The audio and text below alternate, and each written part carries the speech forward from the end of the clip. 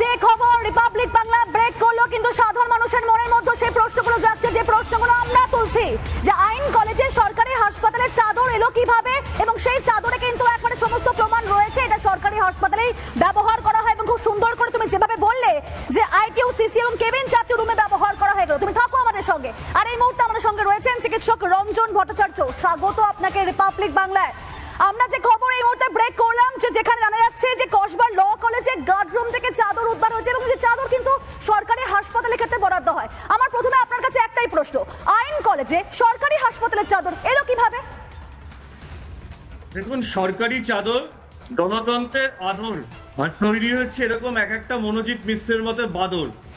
প্রত্যেকটা দিনে এক একটা আমাদের ড্রেস কোডের মতো চাদরের কোডও চেঞ্জ হয়, কিন্তু যেভাবে চাদরের রং বদলাচ্ছে, একবার হলুদ একবার সবুজ, আমরা এক্ষেত্রে 9ই আগস্টের ক্ষেত্রেও দেখেছি, অভয়াকাণ্ডের সময়ও এই চাদরের রং বদলাবদলি হয়েছিল। তো সেই হলদে সবুজ ওরাং ওটাঙের মতো এই রঙের বদলের খেলায় দেখতে পাচ্ছি সরকারি চাদর, সেটা বেহাতে পরিচালন সমিতির প্রভাবশালী লোকদের মাধ্যমে এই ল কলেজে যে Atal lawlessness Kasba law college, আমরা তা দেখতে পেয়েছি এই 25শে জুনের ঘটনার মাধ্যমে। এবং এক্ষেত্রে বোঝা যাচ্ছে হায়ারার্কি তৈরি হয়েছে এই সিস্টেমের মধ্য দিয়ে। কিন্তু আমরা যদি মনস্তাত্ত্বিক দিক থেকে আসি, তাহলে এই দিকটা বলবো যে এই ঘটনাটার যে মনোজিৎ ঘটিয়েছে, সেক্ষেত্রে যে একটা অদ্ভুত রকম একটা বিকৃতি দেখতে পাচ্ছি, সেই সামাজিক চ্যুতি, যেটা হয়তো তার মূল্যবোধের অবক্ষয়, যেটা অপোজিশনাল ডিফারেন্ট ডিসঅর্ডার থেকে কন্ডাক্ট ডিসঅর্ডার হয়ে একটা অ্যান্টি সোশ্যাল পার্সোনালিটি ডিসঅর্ডারের দিকে যে ট্র্যাজেক্টরি বা সাইকোপ্যাথ, সেটাকে আমরা ইতিমধ্যে বেশ কিছু সিনেমায় দেখেছি। আমরা চাল শোভরাজের ঘটনা জানি, সেই স্টোনম্যানের ঘটনা জানি, বা আমরা 22শে শ্রাবণ সিনেমাতেও দেখেছি যে কিভাবে একটা মনস্তাত্ত্বিক আঙ্গিকে এবং সেক্সুয়াল প্লেজার প্যারাফিলিয়া, যেক্ষেত্রে আঙ্গিকে উঠে আসে স্যাডিজম, স্যাডোম্যাসিজম। স্যাডিজমে হচ্ছে অন্যকে আঘাত দিয়ে, বারবার উপর্য করে আঘাত দিয়ে সেক্সুয়াল প্লেজারটাকে গেইন করা। এবং এই স্যাডিজমটা সাধারণত আমরা 4 প্রকার দেখেছি। একটাকে বলা হয় স্পাইনলেস স্যাডিজম, দ্বিতীয়টাকে বলা হয় এনফোর্সিং, তৃতীয়টাকে বলা হয় এক্সপ্লোসিভ, এবং লাস্টে টাইরানিক। এক্ষেত্রে মনোজিৎ এবং আরো দুজন মিলে তারা যেভাবে ভিডিওগ্রাফি করেছে এবং পরপর ঘটনাটাকে দেখিয়ে তাকে ব্ল্যাকমেল করিয়েছে এবং সেই তরুণীকে ভয় দেখিয়েছে, তার সাথেও সেই তরুণী যখন শ্বাসকষ্ট হচ্ছিল তার বিন্দুমাত্র বিচার পর্যন্ত করেনি। তাই প্রত্যেকটা গভীরভাবে একটা দীর্ঘদিন ধরে এই রাজনৈতিক ছত্রছায়ায় মদতপুষ্ট হয়ে তৈরি করা হয়েছে এই দানবটিকে। এই দানবগুলো এখন সমাজে দাপিয়ে বেড়াচ্ছে এবং একের পর এক যৌন নির্যাতন থেকে যৌন বিচ্যুতি ঘটিয়ে এরকম নৃশংস কাণ্ড ঘটাচ্ছে। এবং সমাজ মাধ্যমে প্রত্যেকটা দিনে আমরা দেখছি আটাল ললেসনেস। দৃষ্টান্তমূলক শাস্তি যদি হয়, তাহলে সঞ্জয় রায় থেকে মনোজিৎ মিশ্র, এদের সমূলে উৎপাদিত করা সম্ভব।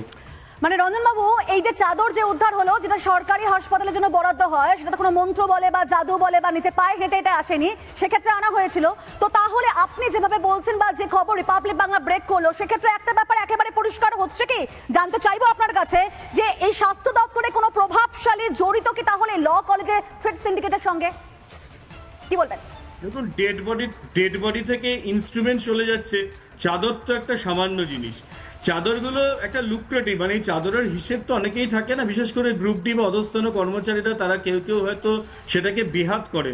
কিন্তু একটা হোস্টেলে যখন চলে যাচ্ছে সেই চাদর, উদ্বৃত্ত চাদরগুলো যখন আসছে, তখন নিশ্চয়ই দলতন্ত্রের মাথা থেকে কেউ সেটা কায়েম করছে। এবং তার সাথে যারা এই ক্ষেত্রে প্রত্যেকে জড়িত আছে, সে হাসপাতালের সুপারিনটেন্ডেন্ট, এমএসবিপি অ্যাসিস্ট্যান্ট সুপারিনটেন্ডেন্ট থেকে hostel superintendent of the concern Kasba law college, এরা কেউ তা এড়াতে পারে না। কিন্তু করছে তো ছাত্র নেতারা, ঊর্ধ্বস্তন কর্তৃপক্ষরা হয়তো জানতেও পারছেন না, কিন্তু এইভাবে চাদর বেহাত হয়ে যাচ্ছে। এবং সন্ধ্যের পরে যেখানে কোনো পরিদর্শন হয় না, আমরা ইউনিভার্সিটি গ্রান্ট কমিশনের ইউজিসির রুল জানি যে গ্রিভেন্স রিড্রেসাল সেল থেকে অ্যান্টি র্যাগিং কমিটি, ইভেন একটা বিশাখা কমিটি বলে কমিটি আছে, যেখানে জেন্ডার হ্যারাসমেন্ট কমিটি তৈরি করা হয়। আদৌ কি এইসব কলেজ হয়েছে? এখন জোর করে বন্ধ করে দিয়ে তো শাক দিয়ে মাছ ঢাকা যাবে না।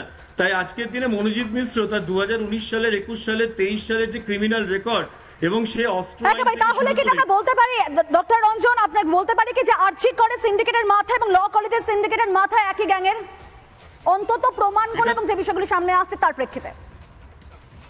মাথা এক কিনা বলতে পারি না, কিন্তু মাথার প্রকারটা একই রকমই।